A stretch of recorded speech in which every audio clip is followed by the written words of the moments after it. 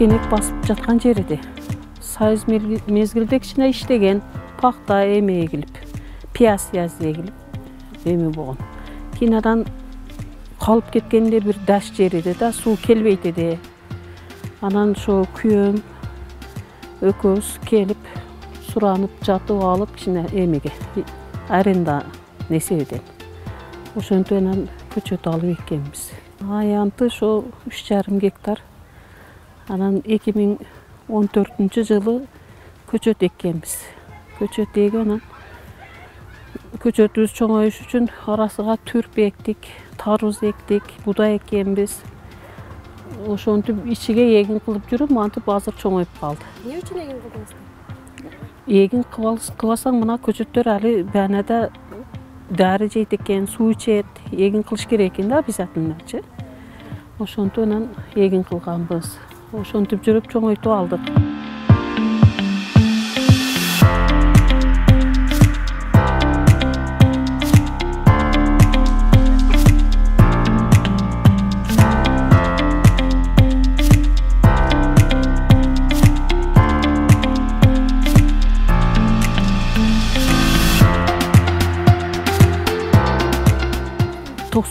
Жылы эме кылганбыз, үлүшүбүздү бак кылганбыз биз.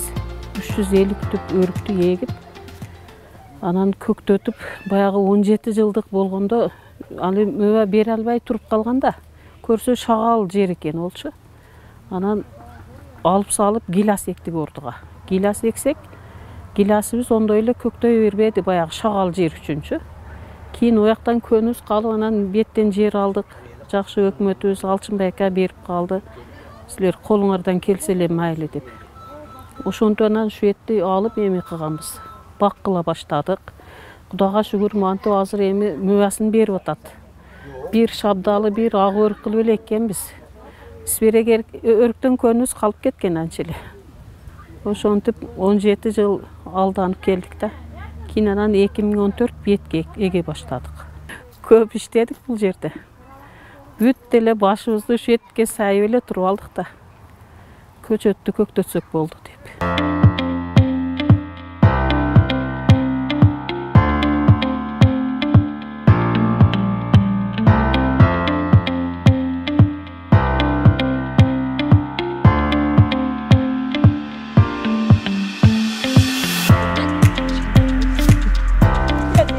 Айырмачылыгы эми бул эме сер хасыл болот экен. Анан буну мындай менет азыраак экен, башыдан эле үзүп хамыда берет экенсин. Россияларга алып кетип атат элдер. Өзүбүздө бүт эле кыргыз балдар келип кетип атат. Анан мантип кыздар иштеп атат азыр, ашар жолу менен чогултуп, мантип яшиктерге упаковка кылып берип атабыз. Казакстан, Россия, Москваларга кетип атат ошентип. Түшүмгө ушу 4 жыл болуп калды. 4 жыл болду. 4 жылга чейин эчтекесин эме кыла албай жүрдүк, сата албайчы. Азыр 3 тоннадай сатышты балдар. Эми дагы эле бар да. Быйыл жакшы болду. Кудайга шүгүр. Шунчалыга шүгүр миң марта. Башында экенибизде ошо 1600 түпчө болгондо. Ошодон энди кичине кургап, астылары кургады.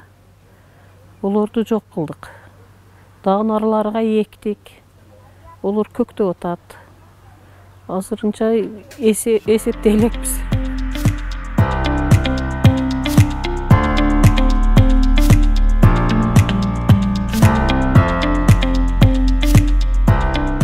Буну убагында тербесең дагы болбойт экен. Мантип тоңурагында ошо Россияларга жетип барыш керек экен бул өрүктөр.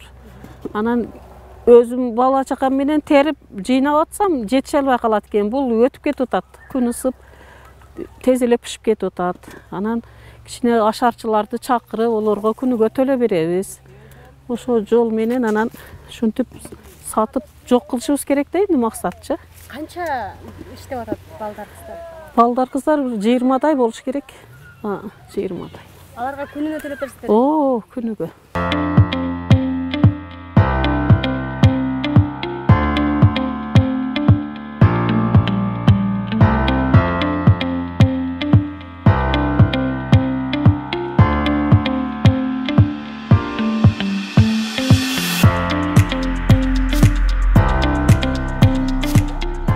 Баткенде азыр өзгөчө түшүм, кырман майрамы, түшүм майрамы десем жаңылышпаймын. Мен бул Миталип мырзанын багыны таш малдан, тикен малынан, эчтеке жок малынан баштап билем да. Негизинен ушул жерди кылып баштаганда мен аябай ойлончумун да, бул жерди кандай болот, мээнети жерге кетпесе экен, текке кетпесе экен депчи. Бирок ушул бак менин көз алдымда эле пайда болду да.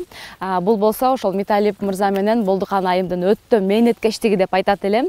Анан жыл сайын балдарым менен мен дагы ошо өрүк бышкан малга сөзсүз келем, ашарга жардам беребиз, анан өзүбүз тоюп жейбиз дегендей, булар бизге аябай сонун көрүнөт. Анткени шаарда жашаганда мындай колуң менен үзүп, жеген жокто базардан сатып жейбиз. Ал эми Баткенге келгенде ушинтип өзүбүз колубуз менен тандап жеп, терип, бул жыл дагы абдан түшүм мол экен.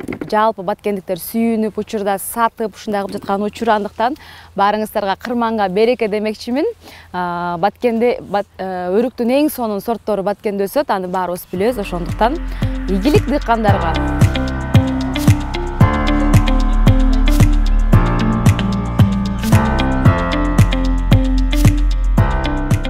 Ашарчылар ушинтип жарымы сортировка кылып мындай эмени сорттоп салышы берет яшиктерге. Анан жарымы мантип башыдан тери үзүп бизге алып келип атат мынергечи. Россияга жетип барыш керек да. Анан вид болуш керек. Ошол үчүн упаковка кылып жөнөтөбүз. Аябай тазалары салынып атат. Булар жетип барыш керек да, канча күндө жетсе дагы чырайлуу болуп барса орустар же сатып алган адам пулуга алат дагы. Видини көрүп туруп эле алыш керек да. Яшиктерди ошол бизнесмен балдар өздөрү таркатып атпайбы келип. Ушунчадан бергиле дыйкандар деп. Анан биз арзан болсо дагы беришке мажбурбуз да энди. Баары бир сатышыбыз керек. Канча сомдон сатып жатасыздар азыр? Азыр ушу 3 тоннадай саттык. Баасын канча сомдон саттыңыз? Баасы 50 сом болуп атат. Орто сена 50 сомдон берип атабыз. Мурдалары канча сомдон, былтыр канча сомдон саттыңыздар? Былтыр дагы ошо 50 эле болсо керек эди. Кечке алышып кетет, ар кандай клиенттер келип атат. Биз 3 күндөн бери терип атабыз. Ошо 3 күн тең 3 түрдүү эме келди да. Баягы алып сатар балдар келип атат. Эми балдар кызыгышып калды. Өзүбүздө дагы эме болуш керек экен. Машина болуп туруп өзүбүз апарсаган болмок экен дешип эми кызыгышып атат. Мындай түшүм берет экен бул деп. Өрүк бышкан мезгилде биз өрүккө чыгабыз. Жана өрүктү теребиз. Бул өрүккө мындай чоң бактары бар. Өрүк бактары барга биз 10 күн ашы барса же 15 күн чыгабыз. Же андан да аз чыгып калышыбыз мүмкүн. Айылдагы келин эжелер, энди сиңдилер бардыгы чыгат. Мындай айылдагы иш сезону, сезон менен да.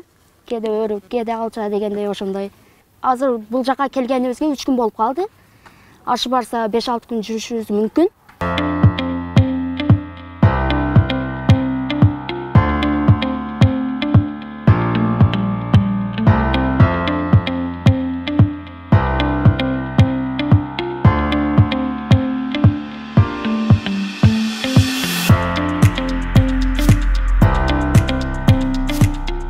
Негизинен эл ушул ак өрүк сортуна көбүрөөк басым жасашып